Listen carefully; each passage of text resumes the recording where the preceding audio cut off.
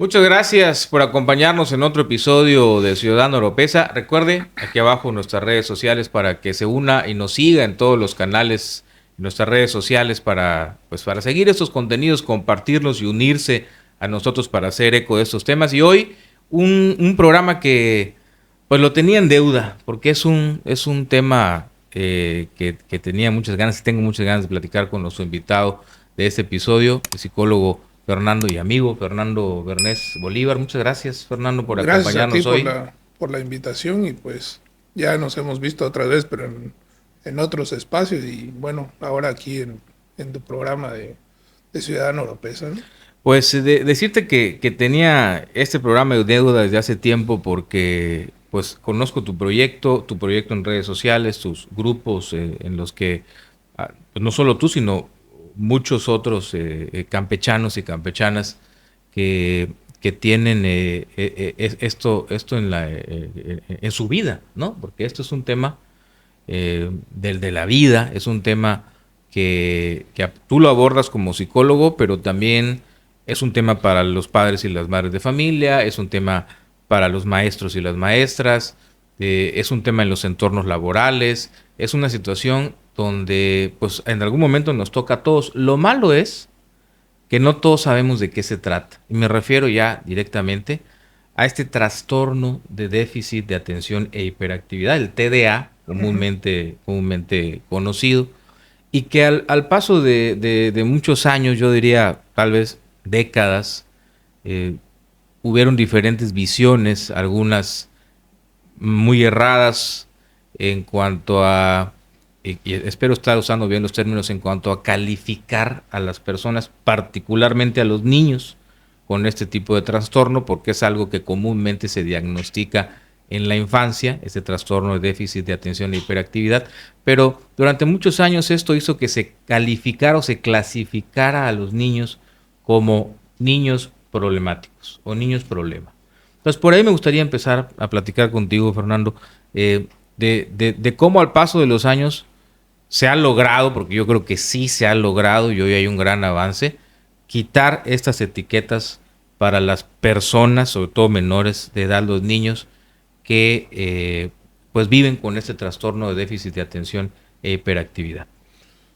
Bueno, fíjate que en general, pues es sabido por todos.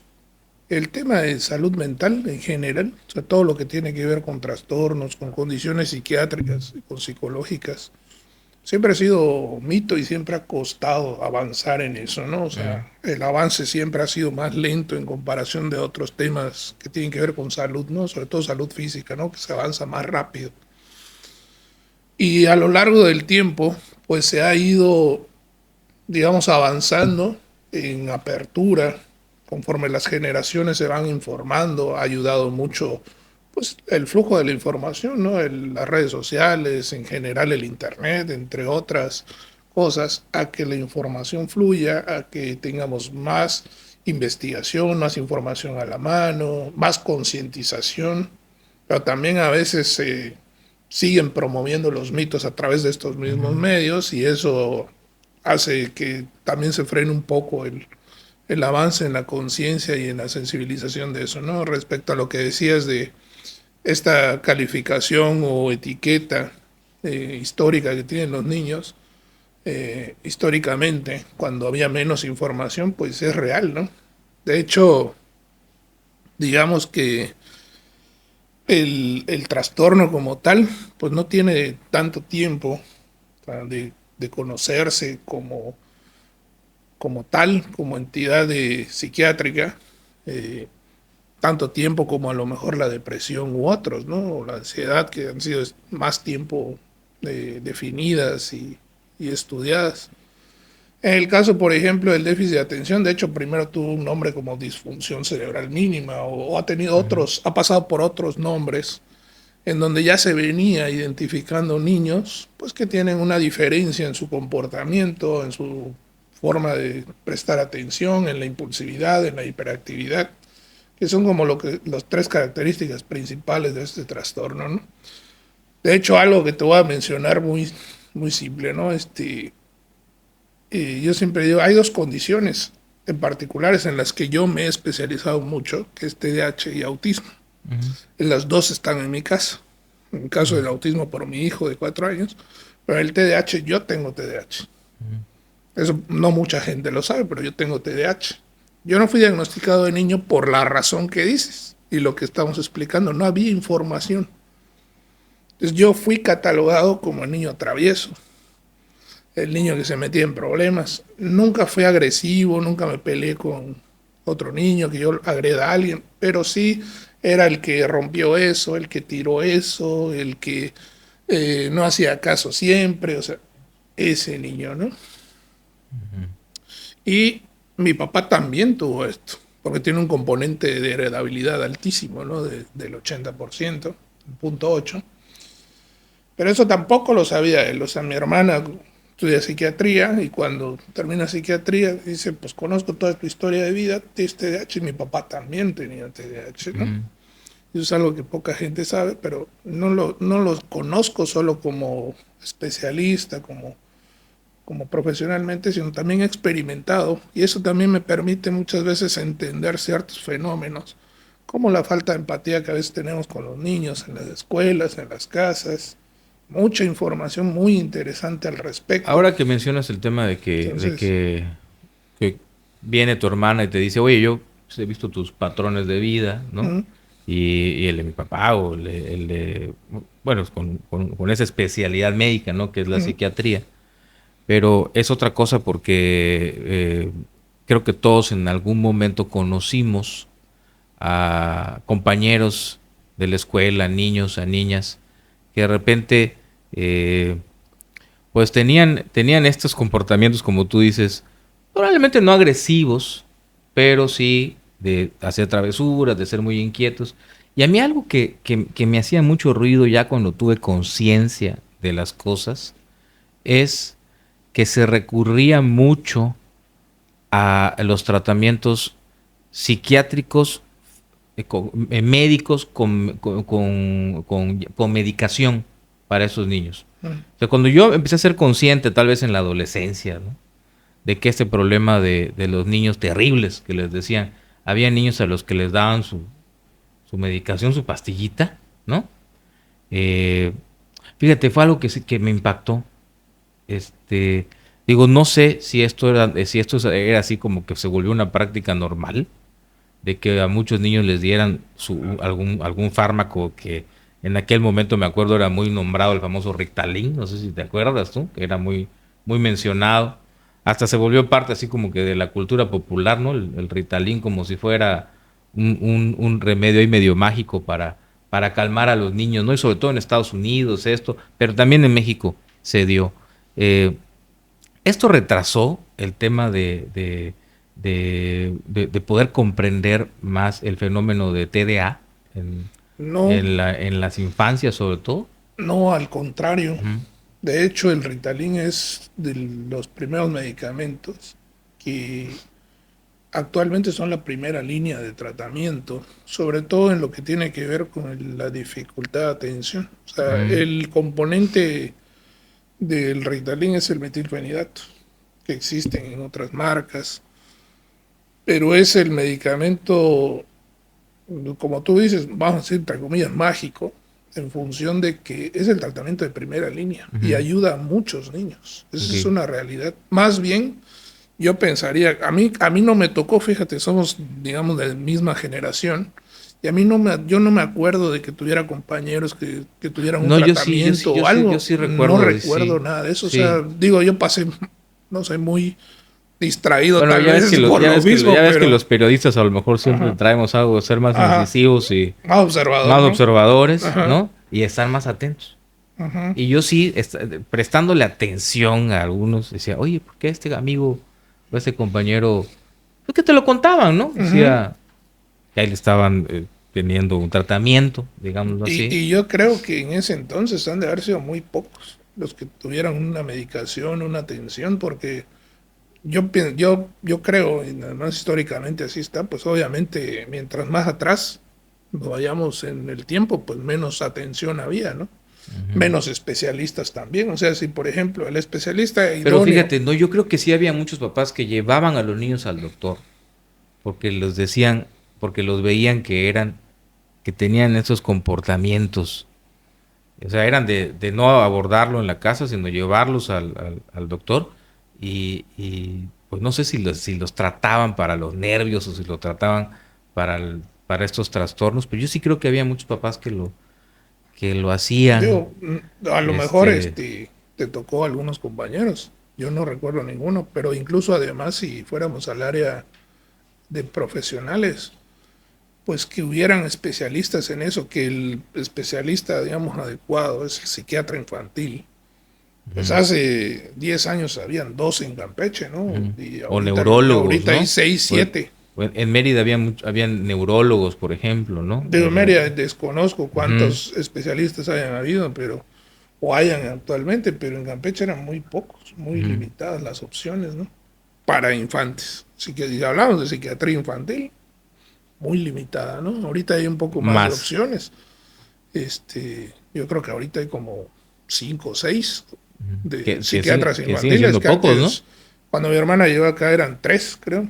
Ujú, Ahorita ya hay creo que tres especialistas más. Y creo que si nos vamos atrás, pues nada más uno o dos, ¿no? ujú. Ya en nuestra generación yo creo que no había ninguno especializado en infantil. Psiquiatras, pues siempre ha habido, ¿no? Sí. Psiquiátrico.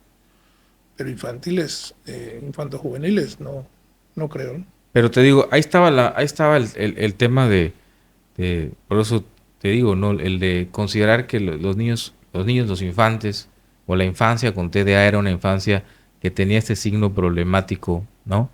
Y hacer un abordaje distinto para quitar eso, para cambiar eso, y hoy, yo hoy saber que es una cuestión que aparte, pues, tú también donde ustedes están, tu hermana, tú, todos en el grupo que tienen, eh, Sinapsis, que es el grupo que tienen, hay un trabajo multidisciplinario, ¿no? Entiendo que no es un tema que se pueda tratar nada más desde el punto de vista psiquiátrico, farmacológico, digamos, sino también como tu especialidad de la psicología, terapia, en cuestiones del aprendizaje, porque ahí es donde está muy marcado también durante mucho tiempo el tema del TDA, ¿no? Que eran como problema del aprendizaje, Ujú. ¿no? Y mucha gente llegaba al tema del TDA por un problema de aprendizaje, aunque no es el TDA, entiendo, solamente un tema de problema de aprendizaje o un problema de que un niño no sea inteligente, No, de ¿no? hecho, uno de los mitos muy claros es que está muy demostrado que no hay correlación entre coeficiente intelectual o nivel de inteligencia y el TDAH, ¿no? Ahora, en respecto a la parte de aprendizaje, ¿por qué se relaciona mucho con el aprendizaje? Porque en sí, esta parte del TDAH, digamos que para entenderlo muy sencillo, tiene tres esferas que son su centro, ¿no? En términos de dificultad. Uno es la dificultad atencional, otro es la impulsividad y otro es la hiperactividad. Ahora, en cuanto al déficit de atención, la gente dice, pero es que sí pone atención, claro, cuando algo le gusta, tú le haces un videojuego, aparte de que le gusta, tiene un bombardeo constante de estímulos y que son estímulos además muy llamativos, muy impactantes y además están todo el tiempo fluyendo. Entonces el niño no puede perder la atención. Tú juegas un videojuego y no puedes perder la atención porque te matan o pierdes, ¿no? Ujú.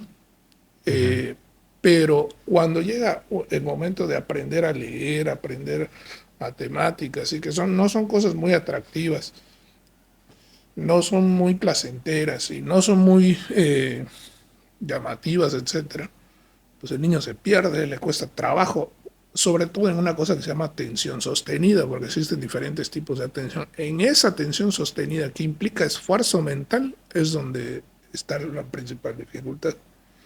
En la hiperactividad es esa necesidad de movimiento que muchos papás también dicen, pero es que es un niño, y los niños se mueven mucho o algo. Sí, claro, pero existe como bueno, si hablábamos de estadística de la campana de Gauss, donde ya te sales de la media, ¿no? O sea, un docente lo nota muy fácil porque tiene 30 niños Y ese niño sobresale de la diferencia, ¿no? O sea, todos se mueven, claro, todos se mueven, pero todos cuando les dices siéntate a trabajar, se quedan sentados y sobresale ese uno o dos que le cuesta trabajo mantenerse 3 minutos ahí en la silla, ¿no?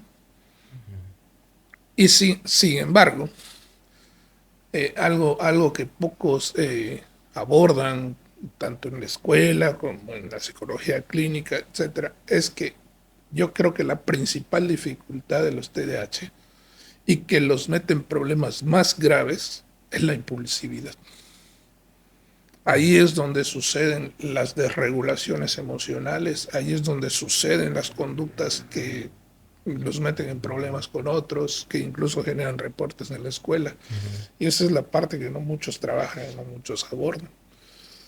De hecho, lo más, digamos, reciente estudiado de TDAH es que en el TDAH hay una desregulación emocional más elevada cuando enfrentas una situación cualquiera, frustración, tristeza, que te provoca cualquiera de esas emociones, y es una desregulación más elevada que una persona, digamos, neurotípica o común, ¿no? Hablando estadísticamente.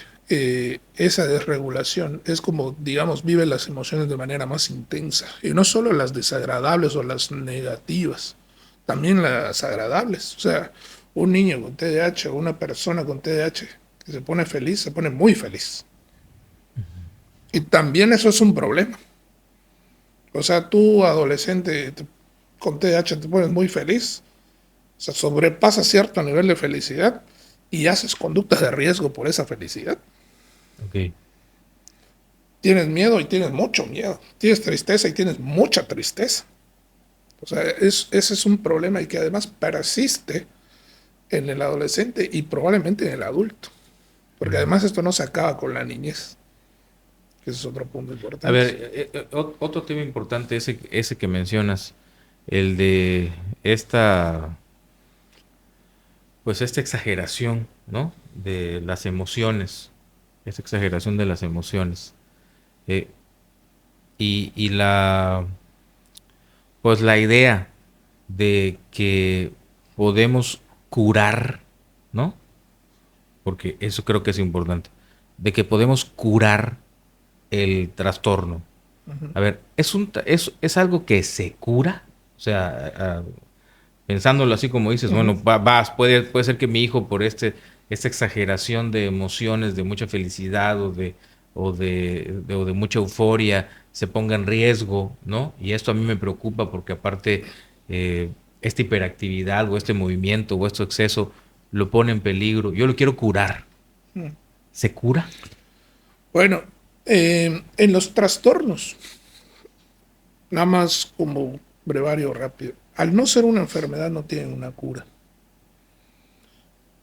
Tenemos, muy pocas veces se habla con criterio o con rigidez en lo conceptual, o le llaman higiene conceptual. Una cosa es una enfermedad, una cosa es un trastorno y una cosa es un síndrome. Los trastornos son alteraciones que muchas veces son multifactoriales, o básicamente todas. O sea, la depresión no tiene una causa específica, la ansiedad no tiene una causa específica, el autismo no tiene una causa específica, el trastorno por déficit de atención, hiperactividad no tiene una causa específica. Por lo tanto, al no tener una causa, ni un agente patógeno, ni nada, pues no hay cura. Y en los trastornos del desarrollo, básicamente no hay cura, vas a vivir con ello toda la vida. Ahora, ¿qué sí pasa en los trastornos del desarrollo y más específicamente en el TDAH? Que en el TDAH está muy relacionado, le pega mucho la parte de la inmadurez cerebral. El cerebro madura desde que nace el niño hasta, desde antes se va formando el sistema nervioso, pero digamos desde que nace hasta alrededor de los 25, 30 años, dependerá de la genética, depende incluso del sexo. Las mujeres, el cerebro de las mujeres madura más rápido que el de los hombres. Hay estudios que dicen que hasta los 24, que hasta los 34, perdón, es el máximo tiempo para que madure el cerebro. Entonces, al haber inmadurez en cerebro, es decir, las neuronas, etcétera, no han consolidado un proceso que se llama mielinización, que es el principal factor de madurez. Eso hace que las conexiones neuronales no sean tan rápidas y eficientes como cuando un cerebro maduro. Entonces, si analizamos que el cerebro va madurando hasta la edad adulta, desde que nacemos hasta la edad adulta, eh, cuando la maduración es progresiva. Entonces, por ejemplo, yo hablaba en un taller que hice, en una plática de adolescencia.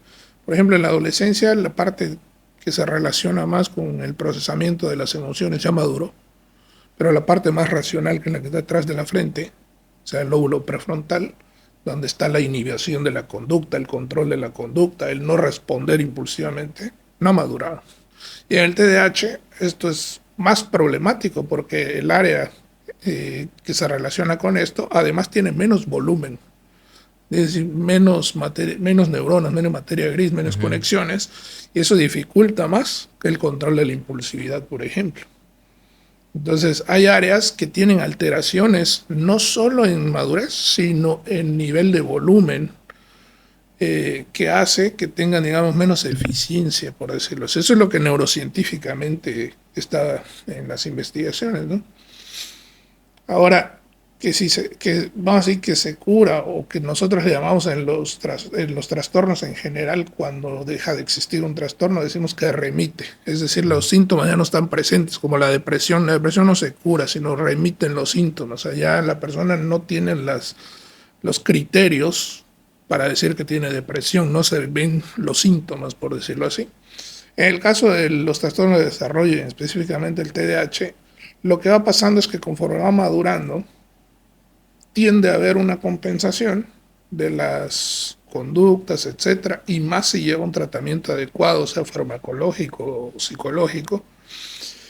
Y en muchos adultos queda una cosa que le llaman TDAH residual, que es como que, aparte de que ya maduró el cerebro y eso ayuda de alguna manera a tener pues más atención, a poder esforzarse más mentalmente, etcétera, quedan ahí ciertas características, ciertos síntomas, a lo mejor en disminución. Por ejemplo, muy sencillo, si hablábamos de las esferas, hiperactividad. Yo cuando era niño andaba corriendo, no me cansaba, como les dicen a los niños típicamente, ¿no? O sea, tiene una fuente de energía inagotable, parece que nunca se cansa, parece que nunca se agota. Así era yo de niño, ¿no? Brincaba, trepaba, subía al árbol, etcétera.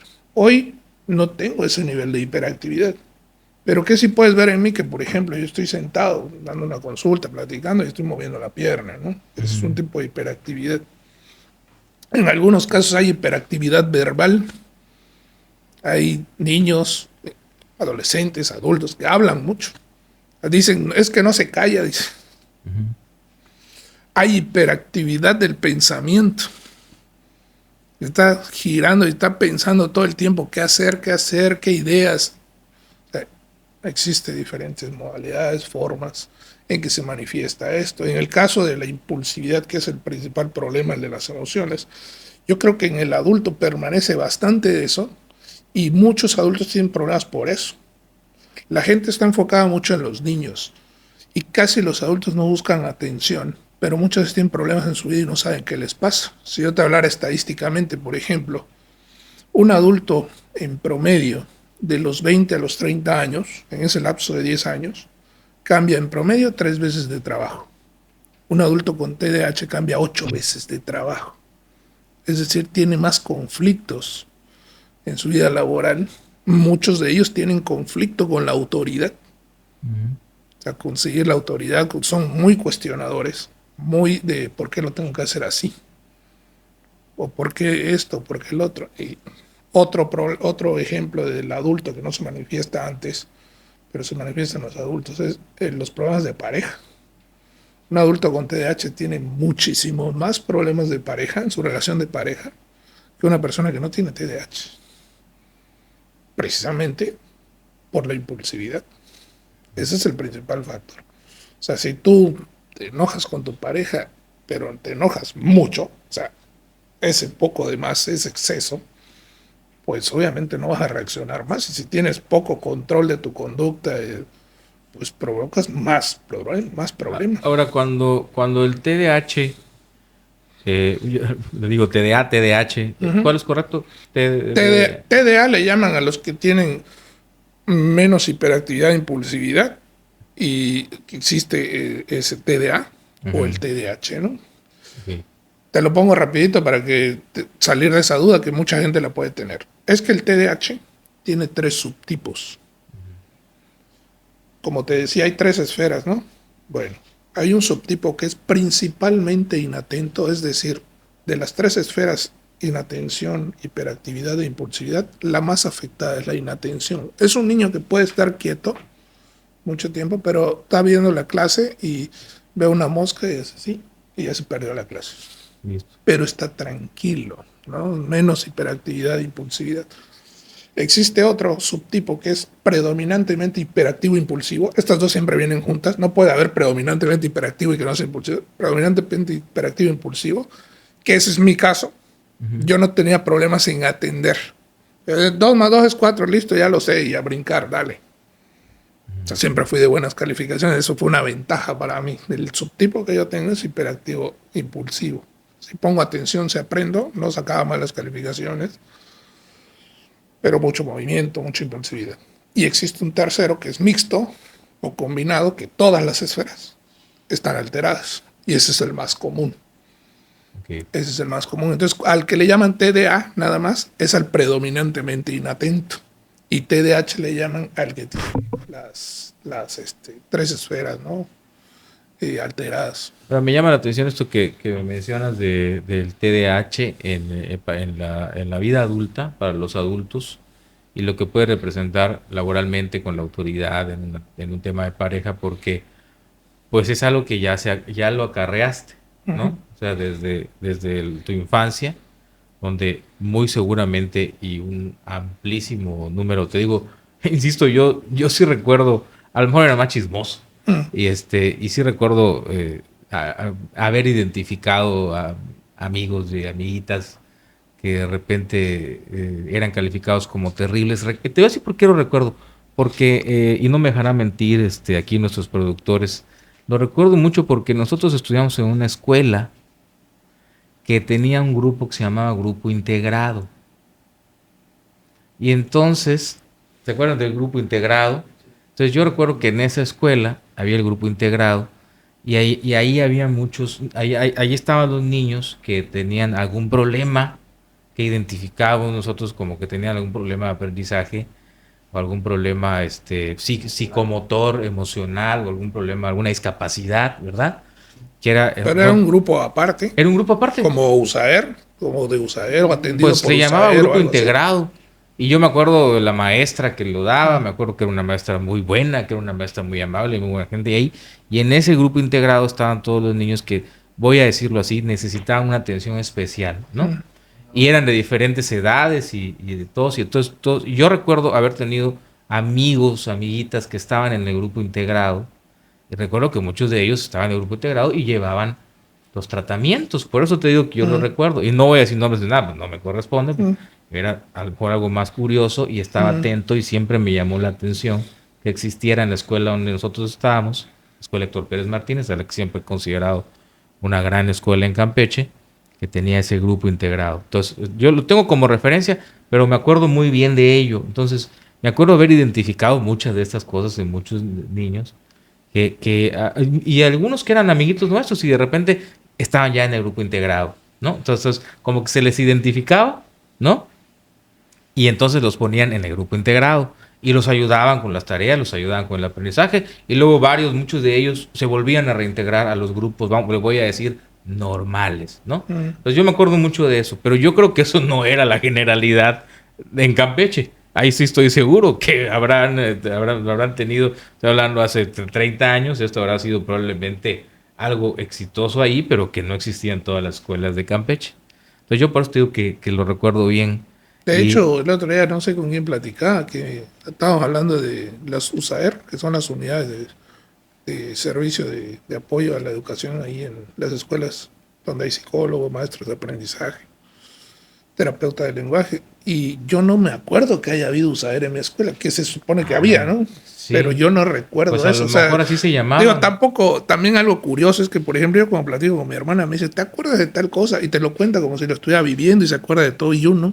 Como que Sí. voy borrando, así como los DVR de las cámaras, ¿no? Cada cierto tiempo No, creo no, que no. tendrías que ponerme mucha atención al recuerdo y tratar realmente de recordarlo para decir, ah, sí, sí me acuerdo Sí. que viví esto, ¿no? No, yo me acuerdo muy bien de eso, porque aparte me parecía algo, pues bueno que se hacía en esa escuela. A Sí, mí claro. siempre me lo pareció. Y entonces, pero bueno, no parto de ahí para esto que te quiero decir.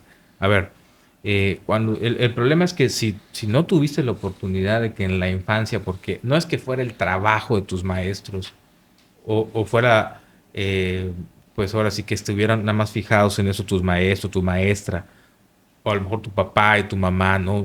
Que vieran que había algo así y leyeran, se instruyeran, fueran tal vez a un psicólogo en esa época o a un psiquiatra de esa época, ¿no? Y no lo atendiste propiamente, entonces lo arrastraste desde niño, lo arrastraste desde niño y ya en tu etapa adulta, pues empiezas a tener estos problemas que tú mencionas. Pero a ver, y no es porque sea la responsabilidad, insisto, pero a ver, eh, para aquellos que trabajan con alguien con TDAH, para aquellos que a lo mejor eh, tienen o estudian, ¿no? Pues sí, ya estudian en la etapa adulta con alguien con TDAH o le dan clase en la etapa adulta a alguien con TDAH o tienen, reitero, estos ambientes laborales con alguien con TDAH en la etapa adulta. ¿Cómo ver esos signos de alguien que no fue seguramente correctamente diagnosticado en la infancia y que ya eso lo acompañó a lo largo de su vida?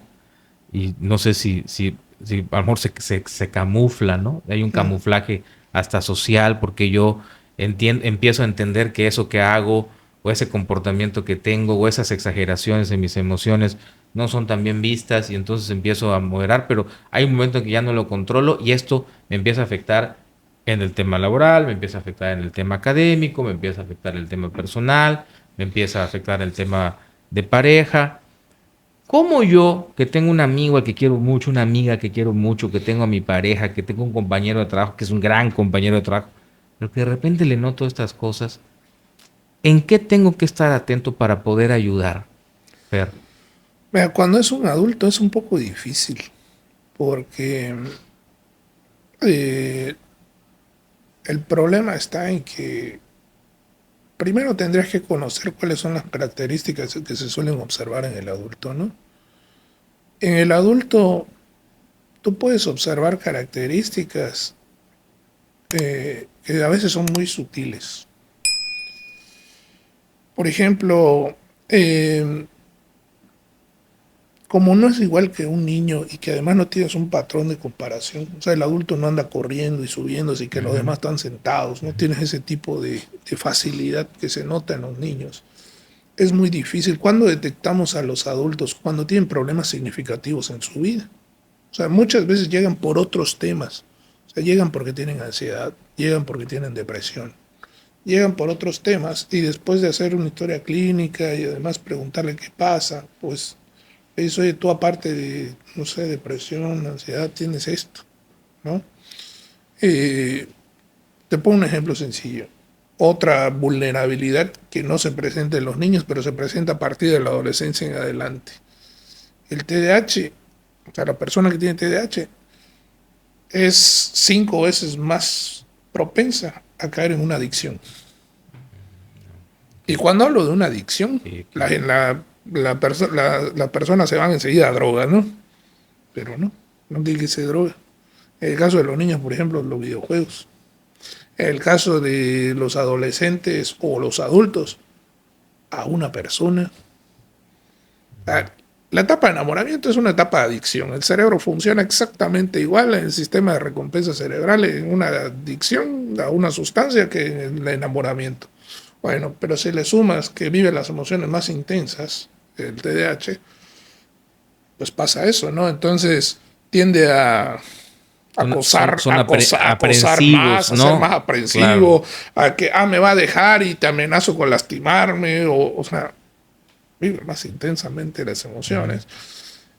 Lo corta la novia y en lugar de sentirse triste, irse con sus cuates a platicarse, triste, pero se hunde feo, ¿no?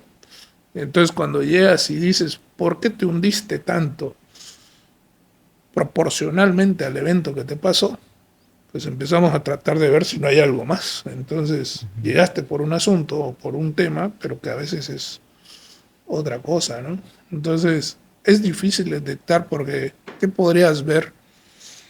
Pues es muy difícil, o sea, tendrás que conocer un poco la vida de la persona. Por ejemplo, otra cosa, siempre está haciendo algo, ¿qué puedes ver en un adulto común? Tendrías que vivir con él o conocer mucho su día a día. Por ejemplo, siempre es muy desordenado, siempre deja las cosas a medias. Voy a poner una repisa acá. Ok. Pone los tornillos y deja la repisa ahí y dice mañana continúo y pasan 60 días y no ha puesto la repisa, ¿no? Pero no solo no ha puesto la repisa, sino que ya está componiendo la puerta aquí. Te dices, ¿por qué no terminas esto para empezar esto, no? Por decir ejemplos, ¿no? Y siempre, fíjate que algo curioso. Me llama la atención eso que dices de desordenado. Desordenado, pero ¿qué? ¿En qué? ¿En desordenado, desordenado en todo en su vida, pero en exceso. O sea, no es un desorden de tipo, hay 5 cosas en mi escritorio. O sea, es un desorden del grado de que pierdes las cosas. O sea, constantemente no sé dónde está mi teléfono, no sé dónde están las llaves del carro. Yo creo que al año, si yo te diera una cifra, yo creo que como 10 veces al año yo dejo la llave dentro del carro. ¿No? Y le hablo a mi mamá o a mi esposa, me puede traer la llave del duplicado para que yo abra porque dejé la llave dentro del carro. O sea, mínimo 10 veces al año me pasa, ¿no? ¿Qué haces? Pues como adulto, tratar de hacer estrategias compensatorias, se llaman, para solucionar esos temas, ¿no? O sea, por ejemplo, a mí para que no se me pierda el teléfono, ya sea en mi consultorio o en la casa, le tengo ya destinado un lugar donde siempre lo pongo. Si lo asiento en otro lugar, lo puedo pasar buscando 5 horas y no lo encuentro. Por ponerte otros ejemplos, ¿no? O también lo puedes ver en actividades que le demandan mucho esfuerzo. Si yo te pusiera un ejemplo de uno de los posgrados que yo estudié, había un semestre donde tienes que entregar tus avances de la tesis, una tesina. Y yo muy confiado de que los 2 semestres anteriores, en el último mes saqué lo que tenía que entregar de la tesina, pues dije, pues lo fui dejando. Vas haciendo esa procrastinación. El adulto TDAH y el adolescente procrastinan 10 veces más que una persona normal, ¿no? Entonces lo fui postergando. Estamos hablando de un semestre de 4 meses, ¿no? No con 6 meses siempre. Cuando llegó el último mes y empecé a ver todo lo que tenía que hacer, dije, no me da tiempo. No va a dar tiempo. Y di de baja la materia para no reprobarla y tener que recursarla. Y aún así me puse a avanzar. Y tuve que crear una estrategia para que eso no me vuelva a pasar. Porque nada más decías, porque sí lo traes en la mente. O sea, todo el tiempo estás diciendo, no he hecho nada de la tesis, no he hecho nada de la tesis, no he hecho nada de la tesis. Pero buscas qué hacer para distraerte. De manera automática, ¿eh? No creas que dices, me voy a distraer con algo, no. O sea, estás pensando en la tesis y dices, mira, ese cable está mal ahí, lo voy a quitar. Y dices, me voy a sentar a la tesis, me dio hambre. Me voy a sentar a la tesis, ese foco, voy a cambiar ese foco que no prende bien. O sea, esto es automático. Me parece muy interesante eso que dijiste, que tú tienes estrategias, ¿no? Como una persona que interiormente, que tú te asumes, sabes, tienes un diagnóstico de TDAH tú, aparte eres psicólogo especialista, tienes posgrado, lo sabes, ¿no?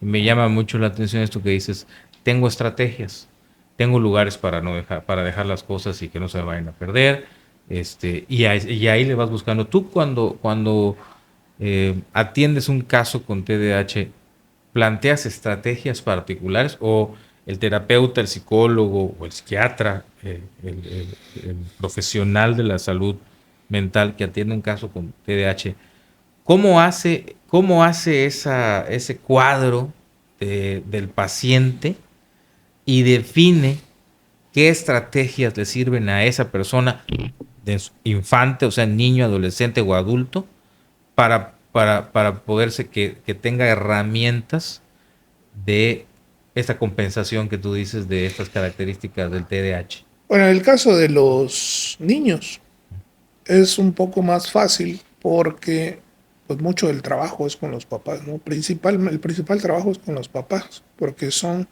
quienes están llevando a cabo una crianza y quienes ponen una rutina, una estructura para el niño, ¿no? Te voy a poner un ejemplo muy básico que hago yo con mis pacientes, en muchos casos. Algo que yo siempre pregunto es, cuénteme la rutina del día del niño.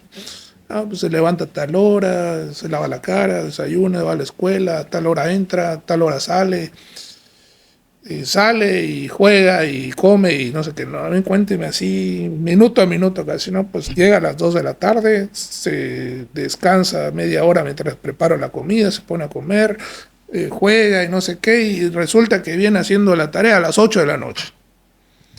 Y es que peleo con él y no la quiere hacer y le digo, ¿y por qué no la hace llegando? O sea, después de comer, descanse media hora, sin aparatos electrónicos, porque lo va a excitar mucho el sistema nervioso y no va a querer dejarlo y hacer la tarea. O sea, le voy cambiando cosas. De entrada la rutina, por ejemplo. O sea, ¿qué niño, para empezar, qué niño quiere hacer tarea a las 8 de la noche si ya jugó todo el día? O sea, vas haciendo todos esos cambios. También en estrategias en términos de conducta, de cuando tienen problemas para obedecer, para seguir indicaciones, con base en lo que tú vas preguntando sobre básicamente todo lo que representa un problema en la vida del niño. En el caso de los adultos, ahí sí son más estrategias compensatorias directas. Ahorita te puse el ejemplo de la de poner ciertas cosas en determinado lugar, pero también está, por ejemplo, poner 20 alarmas. Yo cada vez que mi hijo tiene que tomar un medicamento porque está enfermo y el pediatra me dice que darle todo esto todas las mañanas y cada 12 horas, mañana y noche, pongo una alarma para que no se me pueda olvidar darle un medicamento a mi hijo. Pongo alarmas, apunto las cosas, pongo letreros en mi casa. A muchos pacientes les he platicado de esa estrategia de, por ejemplo, si tú ibas a la casa y había un letrero saliendo del baño que dice apaga el boiler. Entonces yo salgo y veo el letrero y voy y apago el boiler. Cuando ese letrero no había, salía, me iba al cuarto o salía incluso ya hasta la calle y se me olvidó apagar el boiler, ¿no? ¿Y eso funciona? Sí, claro, funciona, Okay. claro. Es un recordatorio. Okay. Hay niños que les tenemos que poner, por ejemplo, su rutina, se la pegan en su cuarto.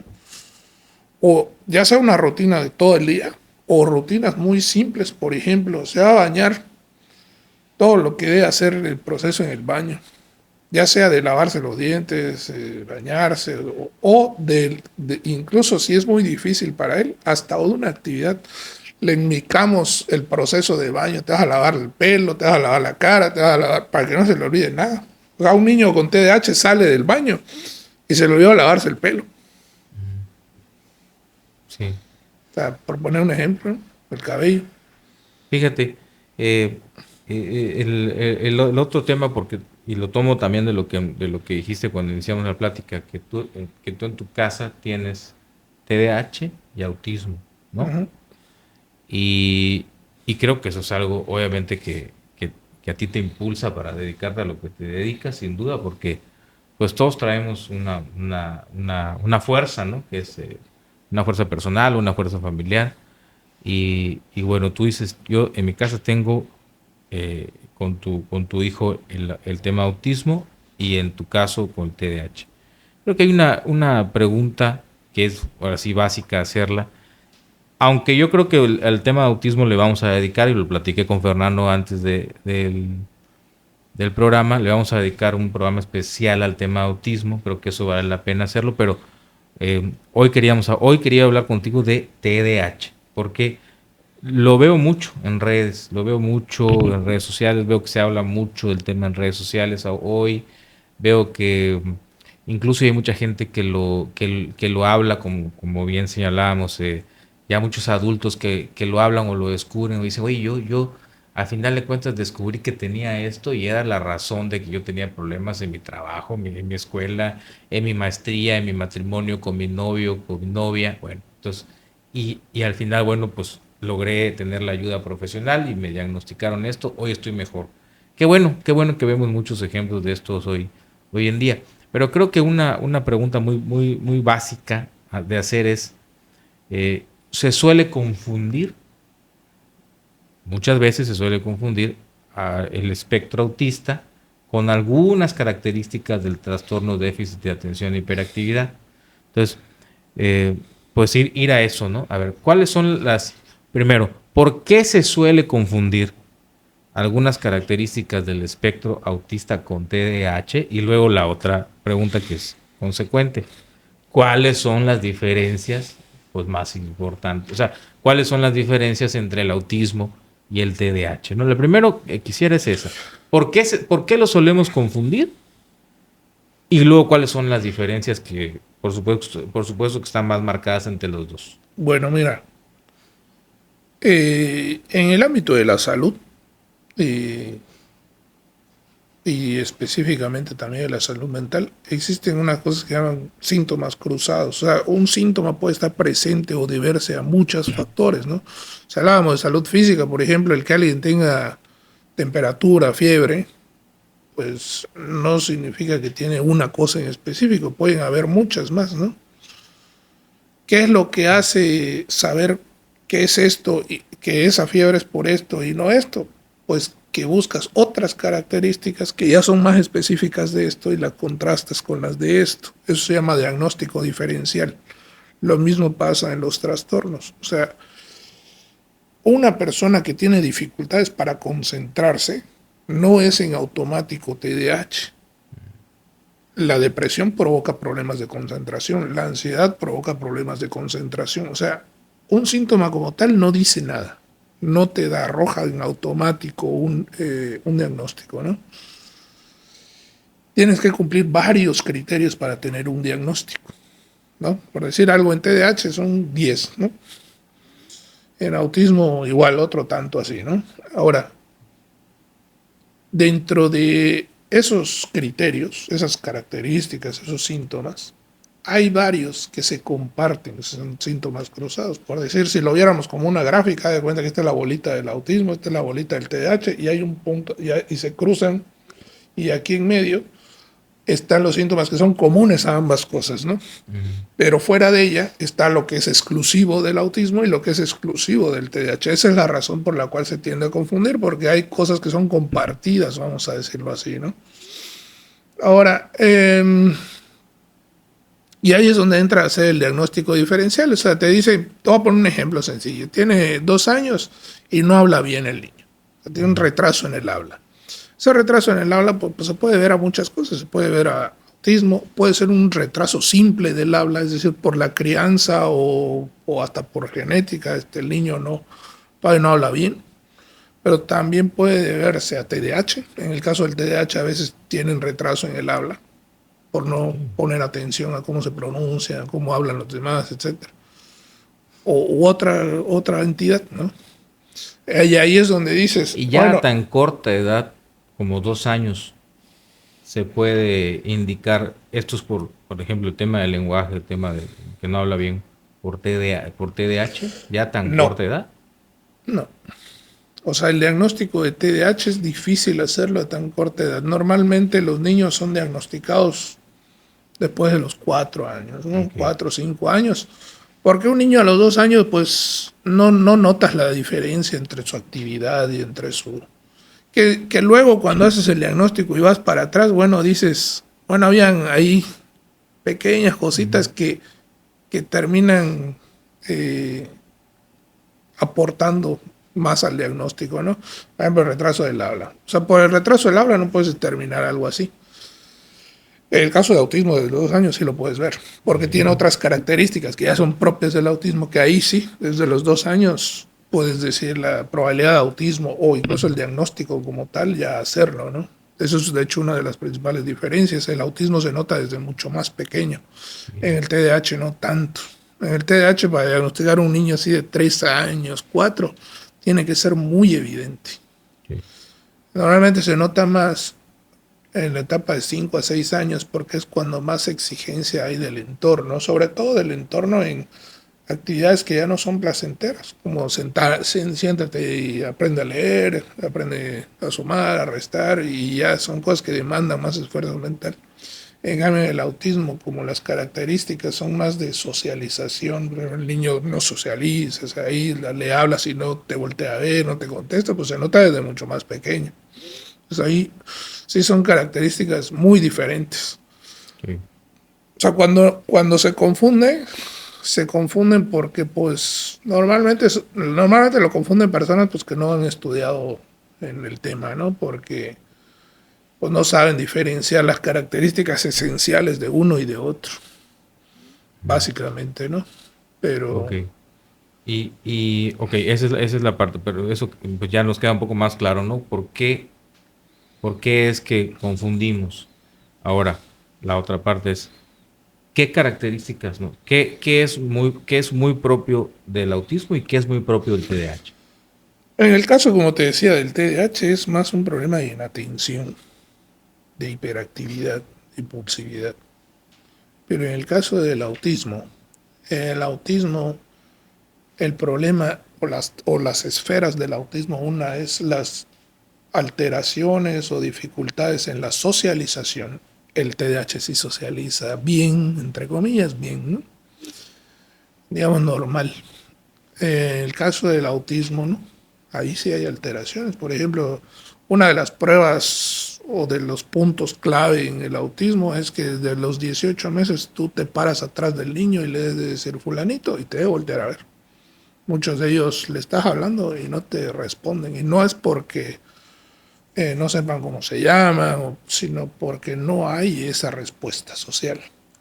No te miran a los ojos, o sea, varias cosillas que vas viendo desde muy temprana edad en donde la socialización es deficiente, vamos a decirlo así, ¿no? Y la otra esfera, son las dos centrales, es un patrón de conductas repetitivo y restringido. Por ejemplo, desde muy pequeño, el niño no juega, vamos a decir, de una manera normal. Por ejemplo, tú le das carritos y ellos tienden a alinear los carritos, por ejemplo. En lugar de jugar con ellos y hacer lo que le llamamos un juego simbólico, de hacer llegó a la estación de bomberos, y ahora no, más bien tienden a alinearlos o los juegan y se acercan y ven cómo giran las llantitas, o sea, hacen un juego que tú notas diferente. Eso el TDAH no lo hace. O sea, sí se notan mucho las diferencias si conoces las características centrales de ambos. Ya que hay otra cosa curiosa, hasta antes me parece que del manual de psiquiatría de la cuarta edición para atrás, o el niño tenía TDAH o tenía autismo. En teoría no podía tener las dos cosas, pero hoy sabemos que sí. El niño puede tener autismo y puede tener TDAH. De hecho, es común encontrar ambos trastornos en el niño. Esa pregunta me faltó. Entonces, sí podemos tener un niño con TDAH y autismo. Sí, hace tiempo te decían o es una o es la otra. Pues no, pues puede tener las dos y eso ya lo sabemos desde hace, por lo menos desde 2013. Oye, Fernando, ahora para los papás, porque los papás muchas veces tenemos miedo a que a veces estamos sobreinformados, estamos algunos desinformados, pero otros estamos, creo, excesivamente informados o sobreinformados, o estamos leyendo cualquier cosa y todo lo que nos encontramos y estamos viendo a nuestros hijos así como que denota algo raro, ahí hay algo como esto que tú explicabas de las características de niños muy pequeños que no te hacen caso, o los problemas para el habla. Incluso alguna vez te comenté, te platiqué alguna vez, te preguntaba de que los niños que caminan de puntitas, Mm. ¿no? Que porque por ahí alguien me decía, ¿por qué camina de puntitas? ¿Por qué los niños caminan de puntitas? Eso por lo general dicen que son los niños que tienen ahí una parte del espectro, ¿no? Entonces, y luego no, o sea, no necesariamente, no, o sea, no. Pero entonces estamos sobreinformados o desinformados o sobreinformados. Y luego si hay un miedo de los papás, si hay un miedo de los papás de decir o de descubrir que en realidad eso que noté en mi hijo sí termina siendo o un espectro o un trastorno como estos que estamos hablando de el autismo, TDAH.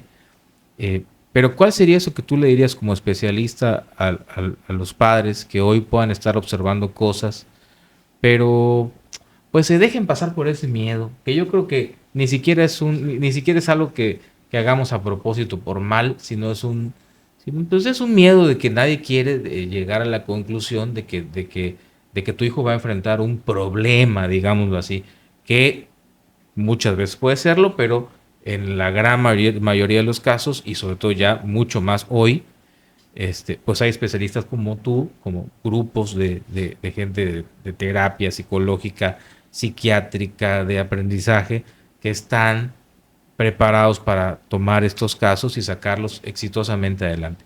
¿Qué le dirías tú a esos padres de familia hoy, Fernando? Bueno, fíjate que nada más como acotando un poco una cosa, sí existe este perfil de papás, vamos a llamarlo así, pero también existe y demostrado por la investigación que encontrar un diagnóstico representa en muchos casos un alivio, tanto para familiarmente como personal, en el caso de los adultos que hablábamos. Imagínate que toda tu vida tuviste problemas, como decíamos, en la escuela, pareja y todo, y de repente, por azar del destino, caes por depresión, por alguna razón, llegas a una consulta y te dicen, tienes TDAH y representa esto. Y de repente entiendes todo lo que ha pasado en tu vida. Eso a mí me pasó. Uh-huh. Le pasó a mi mamá. O sea, mi mamá teniendo a hija psiquiatra y hijo psicólogo a esta edad, y dice, yo no sabía que tú tenías algo. O sea, nunca pasó por acá que tuvieras algo. O sea, eras el travieso, el esto. El estilo de crianza iba enfocado en un niño travieso, en un niño. Y hoy, pues no es que se sienta culpable, pero sí dice, pues no hay información, no había. ¿No? Ahora, regresando al punto Y del... ya no hay eso que es muy trillado decir, ¿no? Eso de, ¿qué hubiera hecho? No, pues no No, hubieras pues, hecho nada, porque era otra época tal vez, sí, o claro. pocas escuelas tenían eso que te comentaba yo, que yo me acuerdo que había en la escuela donde yo estudié, seguramente había muy pocas hace 30 menos hace 40 o hace Sí, 50 claro, años, ¿no? claro. Entonces, tampoco es que los papás hay que martirizarse con eso de, ¿qué hubiera hecho? Pues no hubieras hecho nada, porque pues, no estabas en Digo, ese se combinan momento, muchos factores, sí, no había esa información, sí. la psicología y la psiquiatría estaban todavía más mitificadas, ¿no? Para los locos, cosas de ese Ujú. tipo que son frases estereotipadas con las que hemos cargado toda la vida, ¿no? Eh, Ahora, regresando al punto de los papás, yo siempre le digo una cosa, dos cosas te voy a decir. Una, hay algo que cuando una mujer se embaraza, va periódicamente a una revisión, ¿no? Cómo se está formando el bebé, o sea, va a un seguimiento con la ginecología, le hacen sus ultrasonidos y ven que se esté formando bien, que vaya bien, que su corazón, todo eso. O sea, le da un seguimiento al desarrollo del bebé, ¿no? Bueno, existe un seguimiento para el desarrollo del niño de los 0 a los 6 años, nada más que nadie lo hace, pero debería de hacerse. En algunas instituciones de salud en el pasado se hacía, sobre todo si existían algunas instituciones como ahorita Ceredi. Ceredi ya tiene mucho tiempo, yo hice mi servicio y tenía una unidad móvil que iba a las comunidades a ver el desarrollo de los niños para Okay. detectar que tengan retraso en el desarrollo en Sí. general, no ¿Y necesariamente funciona todavía el autismo. Ceredi? Sí, sí ¿Sí funciona. funciona? No Sí. sé si tenga la unidad móvil que tenía antes. Yo me acuerdo que había esa unidad que iba a los pueblos y si un niño tenía un retraso en el desarrollo, sin poner ningún diagnóstico, nada más, por decir, tiene 3 años y no habla, lo canalizaban para que le esté en estimulación del lenguaje y Ok. así, ¿no? Es un programa muy bueno, muy buenísimo. El Saredi es una institución, o ha sido una institución, que para mí representa No, yo te lo pregunto porque a veces un sucede esto logro que en los en términos gobiernos de se gobierno. acaba un gobierno, termina, llega el otro y acaban con lo que hizo De el hecho, anterior. hubo Entonces, un tiempo que estuvo cerrado Seredi. Han habido épocas donde dicen, si tienes IMSS o ISSSTE, no te atendemos, solo a los que no tienen nada, o sea, cosas así, ¿no? Ha tenido sus dificultades. Pero el programa como tal es bueno. es una maravilla. Ahí te decía, entonces, ahí, por ejemplo, cuando llegas le aplican una prueba para ver cómo está en su desarrollo el niño. Y así se detectan muchos niños, o se han detectado muchos niños con autismo en ese caso del cerebro. Pero incluso de manera particular, yo a mi hijo cada año le aplico una prueba, no se le aplica la neuropsicóloga, una prueba de neurodesarrollo para ver cómo van sus habilidades, si van acordes a su edad, porque los hitos del desarrollo se van logrando a determinadas edades en general. Por decir, de cuenta, al año el niño debe caminar. Puede ser unos meses, 1 o 2 meses antes, 1, 2, 3 meses después, pero digamos que hay un rango que el punto medio es el año. O sea, si llega a los 2 años y mi hijo no camina, tendríamos un problema importante porque ya se salió del rango. Las primeras palabras deben suceder al año. Si tengo un niño de 2 años que no habla, tengo un problema. O sea, hay cosas que nosotros sabemos que el niño debe ir logrando conforme va avanzando en su etapa de desarrollo. Y Pero no tener miedo como papá a hacernos conscientes de que si ya pasó esas etapas, ahí hay algo que el tengo que detalle es que atender. eso no lo saben los papás.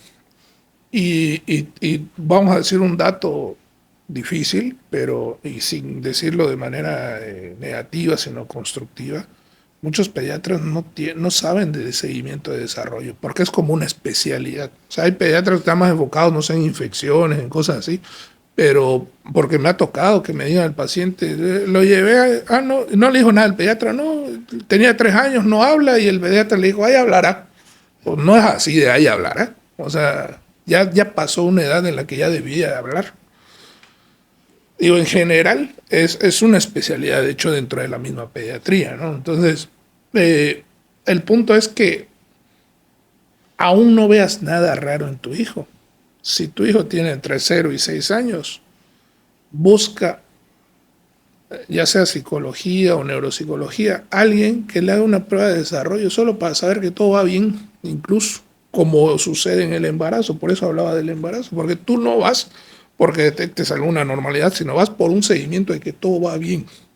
Aquí pasa lo mismo, porque esa etapa de 0 a 6 es clave en el desarrollo del ser humano. Mucho de lo que va a pasar en esa etapa va a impactar en el adolescente y en el adulto. Y además hay otra cosa importante.